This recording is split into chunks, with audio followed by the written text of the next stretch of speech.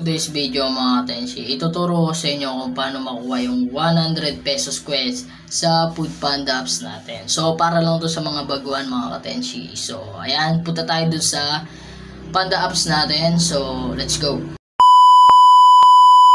So punta lang kayo sa Panda Rider app nyo, tapos ka-open yan.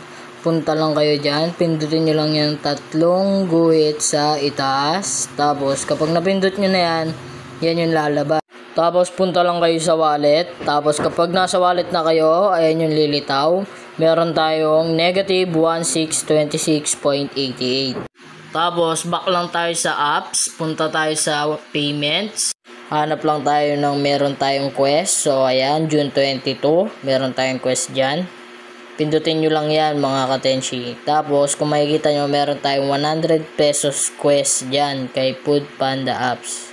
So, yan yung ima-minus natin dun sa wallet kanina para makuha natin 100 pesos natin mga katenshi. So, back lang tayo.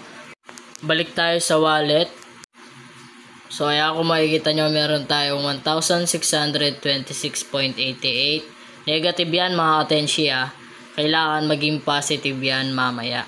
Tapos, balik tayo sa calculator mga katenshi. So, kakalculate lang natin siya, 1,627, gawin na natin 27 kasi 0.88 yon, minus 100, so 1,527 na lang siya.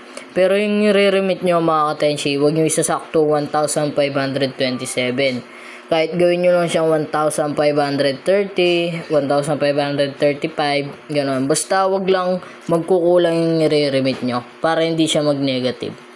Para kapag na-remit nyo na, positive pa rin siya kapag nabawas siya ng morning. Paano nga ba makita ang quest natin? So, pindutin nyo lang yan yung tatlong guhit. Tapos, pindutin nyo lang yung opportunities, mga katenshi.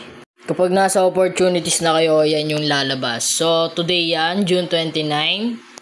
Nag-uumpisa ang quest natin is 12 AM to 12 AM. So, diyan kailangan ma-complete 16 deliveries ka. 98% acceptance rate and kailangan 0 no-shows ka para makuha mo yung 100 pesos na quest. Kailangan wala kang cancel kahit isa, ganon, para makuha mo yung 100 pesos. Sana may natutunan kayo sa video natin. Sa mga may katanungan pa dyan sa mga bagong Foodpanda Rider natin, comment lang kayo or message lang kayo sa page natin, Tenshi Moto.